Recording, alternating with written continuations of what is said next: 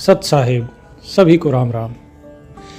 एक दो लोगों ने मेरे पास कमेंट किए कि पूछा है कमेंट करके कि जीवन है, इस जीवन को सरल भाषा में समझाइए। ये इतनी बाणियाँ जो हैं ये हमारी समझ में नहीं आती। कोई कुछ बोलता है, कोई कुछ बोलता है। संत महात्माओं की पढ़े तो कुछ और लिखा है, पुराणों को पढ़ें तो कुछ और लिखा है। बोले तो इसको सरल भाषा में यदि आप बता सकते हैं तो सरल भाषा में बताइए। तो आज आपको जो है जीवन का सारा रहस्य सरल भाषा में बताया जाएगा। ध्यान से सुनिएगा। अब जीवन जो है, जीवन को आप समझ लीजिए कि जिस प्रकार आप लोगों ने वीडियो गेम देखा होगा, पहले पुराने ज़माने में ये मारियो वगैरह का गेम चलता था, आजकल भी गेम चलते हैं। तो वीडियो गेम के अंदर क्या होता है कि बनाने वाला कभी वीडियो गेम के अंदर नहीं होता, बनाने वाला हमेशा इस वीडियो गेम से बाहर है, लेकिन हाँ उसकी कला उस वीडियो गेम के अंदर है। उसने जो ज्ञान है उसका, जिसके द्वारा उसने उस वीडियो गेम को बनाया है, वो ज्ञान उस वीडियो गेम में है। उसने सब कुछ निर्धारित किया है।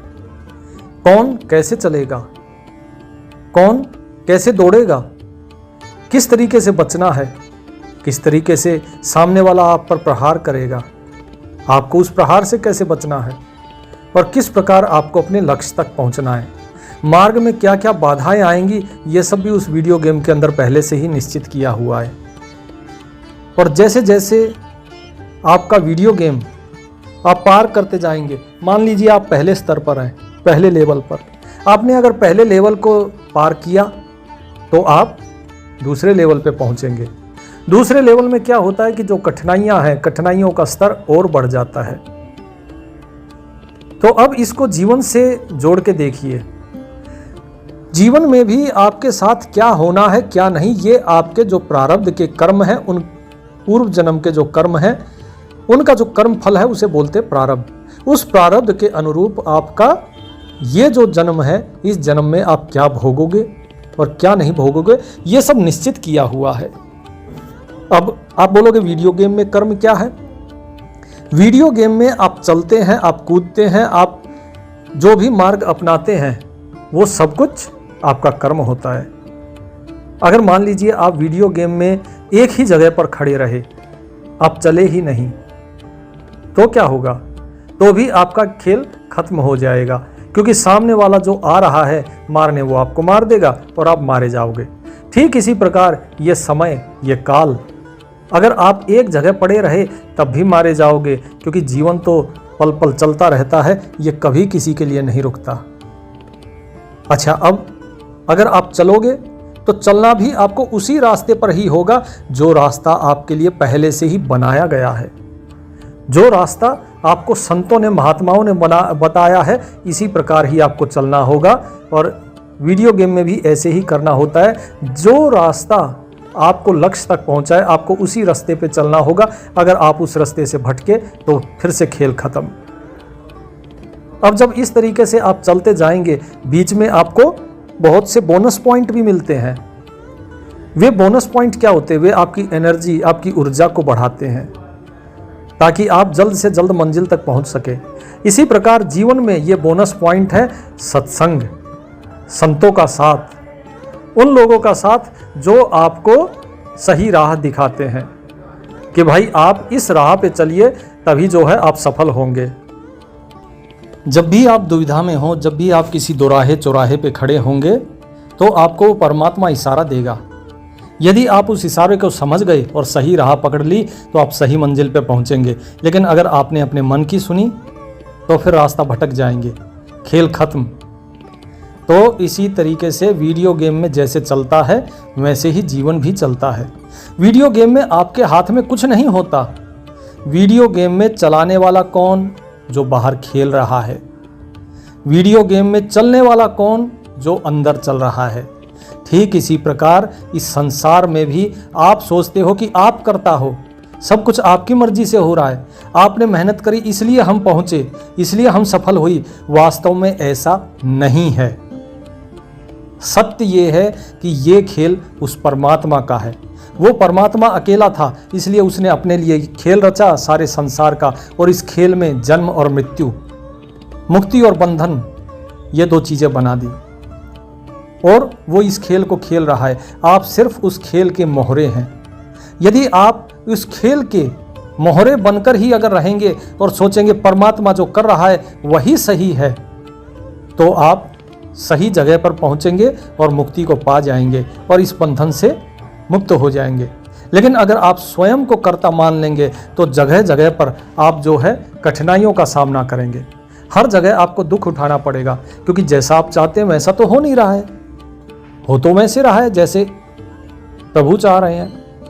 अब आप में से सोचिए कितने लोग ऐसे होंगे जो परीक्षा की तैयारी करते हैं, बहुत मेहनत करते हैं और उनकी परीक्षा की तैयारी बहुत अच्छी भी हो जाती है, लेकिन अंत समय में बीमार पड़ गए, परीक्षा नहीं दे पाए जी, परीक्षा नहीं दे पाए। ये सारी चीजें कहने के लिए ये बहाने हैं, क्योंकि वो परमात्मा नहीं चाहता कि आप उस परीक्षा को दें। लेकिन हम क्या बोलते हैं, बोले जी ये आपने ये किया इसलिए ऐसा हुआ। प्रभु जो चाह रहे हैं उसको चलने दीजिए, उसी में ही आप मुक्ति के पथ पर पहुंचेंगे, उसी से ही आपको शांति मिलेगी। यह संसार दुखी क्यों है? इसीलिए तो है क्योंकि यह स्वयं को कर्ता मानता है और चाहता है कि जैसा यह सोचे वैसा ही हो। अब हर एक की किसी न किसी के साथ लड़ाई होती है, हर एक की किसी न किसी के साथ शत्रुता भी मिलेगी, मित्रता भी मिलेगी, निंदा भी करते हैं हम किसी न किसी की। तो लोग अगर ये सोचा है भगवान इसका ये बुरा हो जाए, उसका वो बुरा हो जाए, तो ये सारी दुनिया नर्क बन जाएगी। इसीलिए इंसान का चाहा कभी नहीं होता, होता वही है जो वो चाहेगा। होई है सोई जो राम रचि राखा, को कर तरक बढ़ा वही साखा। तो इसलिए उस प्रभु की मौज में रहिए।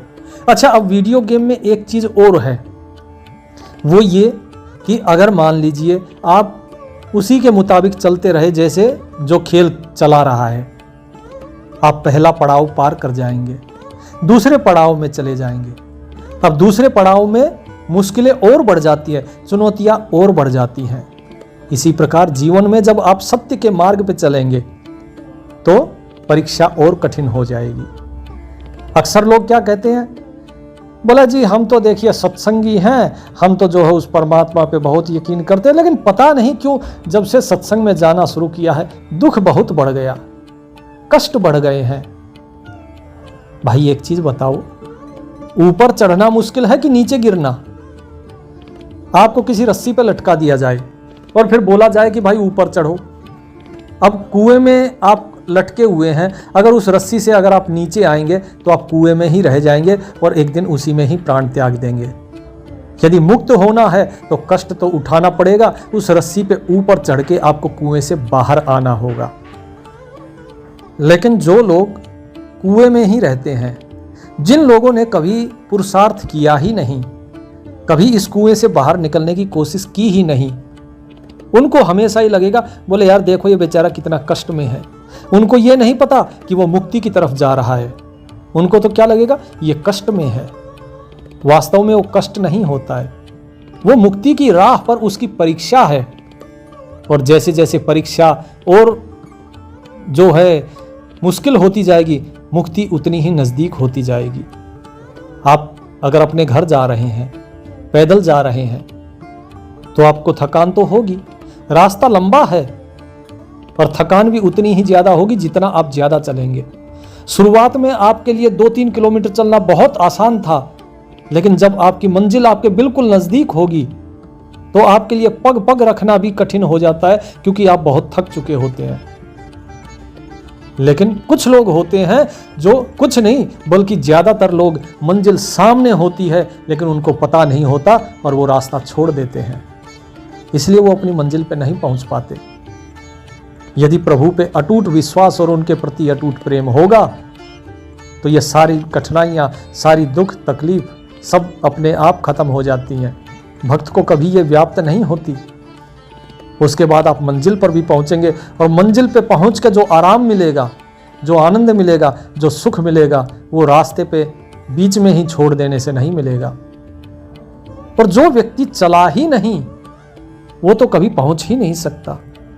तो इसीलिए जैसे वीडियो गेम में अगर आप चलेंगे ही नहीं तो भी आपका गेम ओवर हो जाएगा, खेल खत्म।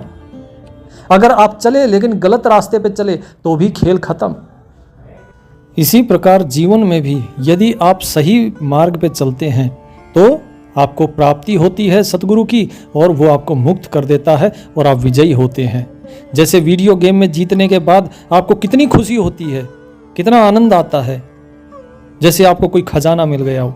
इसी प्रकार जब इंसान मुक्त हो जाता है तो उसे वो असीम आनंद, परमानंद मिल जाता है, वो आनंद जो कभी खत्म नहीं होता। लेकिन यदि आप अपने मन मुताबिक चलेंगे, अगर गलत रास्ते पे चलेंगे तो आपका खेल खत्म हो जाएगा, और यदि आप जीवन में भी गलत रास्ते पे चलेंगे, अगर उस सही रास्ते पे नहीं चले तो आपका भी खेल खत्म हो जाएगा। और खेल खत्म होने के बाद क्या होता है, गेम वहीं से शुरू हो जाता है, फिर पीछे से आपको फिर से अर्थात जन्म लेना होगा, फिर मरेंगे, फिर जन्म लेंगे। जितनी बार आप मरते रहेंगे उतनी बार ही आप जन्म लेते रहेंगे।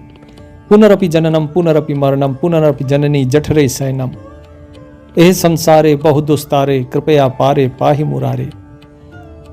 तो बार बार जन्म लेना, बार बार मरना, बार बार माता के गर्भ में उस नरक की यातना को सहना, ये सभी बोले इस संसार से पार पाना बहुत मुश्किल है।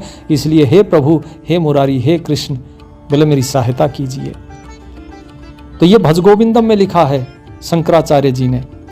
तो यही चीज मैं बता रहा हूं कि आप अगर उस सतगुरु के भरोसे चलेंगे जो इस वीडियो गेम को खेल रहा है, वो जिताएगा आपको, वो आपको उस मंजिल तक पहुंचाएगा। वीडियो गेम खेलने वाला कहीं पहुंचता है क्या? वो तो वहीं खेलता है, बाहर खड़ा, एक ही जगह खड़ा है।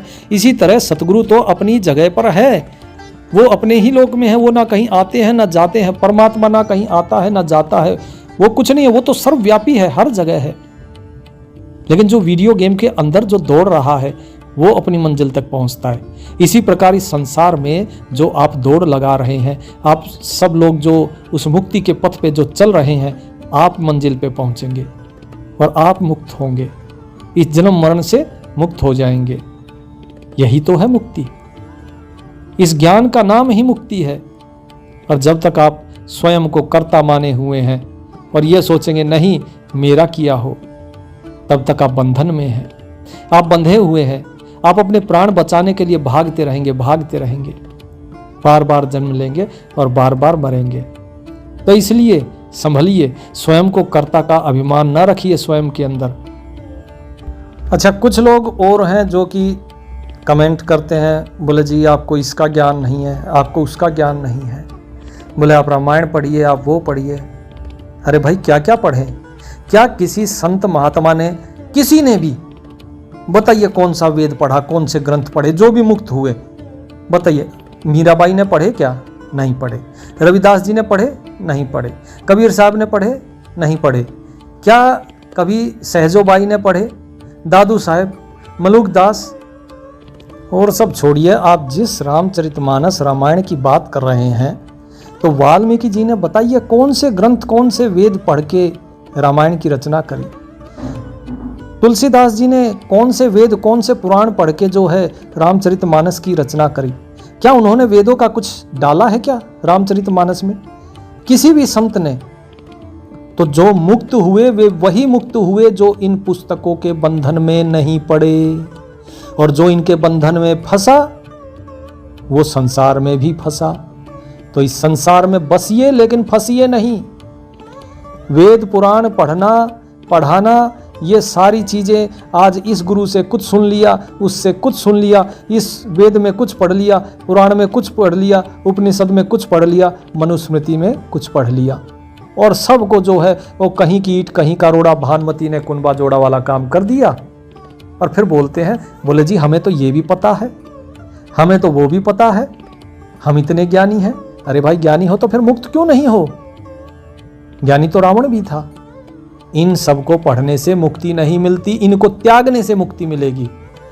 क्योंकि जो 34 अक्षर का ज्ञान है, ये जो 12 खड़ी होती हैं, जो 34 अक्षर या 52 अक्षर भी बोले जाते हैं, जिनको इनका ज्ञान है, ये सब तो इंसान ने लिखे हैं। उस परमात्मा का ज्ञान दिव्य है, उस परमात्मा ज्ञान अनंत है, उस परमात्मा का ज्ञान कभी लिखने में नहीं आ सकता है। आप उसको ये कह सकते हैं कि वो अनंत है, अजन्मा है, अविनाशी है, लेकिन जब तक सिर्फ मुंह से बोलने से क्या होगा, जब तक उसे जानोगे नहीं। तो उसका ज्ञान हासिल करना है तो पहले सतगुरु के अधीन होना पड़ेगा। और सतगुरु के अधीन तभी हो पाएंगे, पहले गुरु से नाम तो लीजिए। गुरु कौन है? अच्छा, वीडियो गेम आप खेलने जाते हैं तो सबसे पहले दुकानदार रहता है। दुकानदार रहता है तो आप पहले दुकानदार को एंट्री फीस देते हैं, उसके बाद ही वो खेलने देता है। वो दुकानदार यहाँ पे आपके लिए है, आप कह लीजिए गुरु। जब तक गुरु से परमिशन नहीं मिलेगी, गुरु से नामदान नहीं मिलेगा, तब तक आप आगे नहीं बढ़ सकते। फिर आगे सतगुरु है, खेल तो तभी शुरू होता है। तो ये चीजें आप समझिए। मैंने एक वीडियो गेम के माध्यम से आपको सरल से सरल भाषा में इस जीवन को समझाने का एक प्रयत्न किया है। अगर इसमें मैं सफल होता हूं तो ये आपका बड़प्पन है, आप ज्ञानी हैं, इसीलिए आप इस चीज को समझ पाए। मेरा इसमें कुछ नहीं है। और असफल होता हूं तो शायद मैं नहीं समझा पाया लोगों को ठीक से। लेकिन सत्य तो यही है कि मुक्ति उस परमात्मा के नाम में ही मिलेगी। जब तक उसके प्रति प्रेम और विश्वास नहीं होगा तब तक तो नहीं हो सकता। प्रेम और विश्वास के बिना मुक्ति नहीं है, और प्रेम और विश्वास के बिना सुख भी नहीं है। पारिवारिक जीवन हो, चाहे आपका सन्यासी जीवन हो, कैसा ही भी जीवन हो, प्रेम और विश्वास के बिना कुछ नहीं है। इसलिए उस प्रभु का नाम लीजिए, हृदय में उसके प्रति प्रेम रखिए और उसके ऊपर विश्वास रखिए। सत साहेब।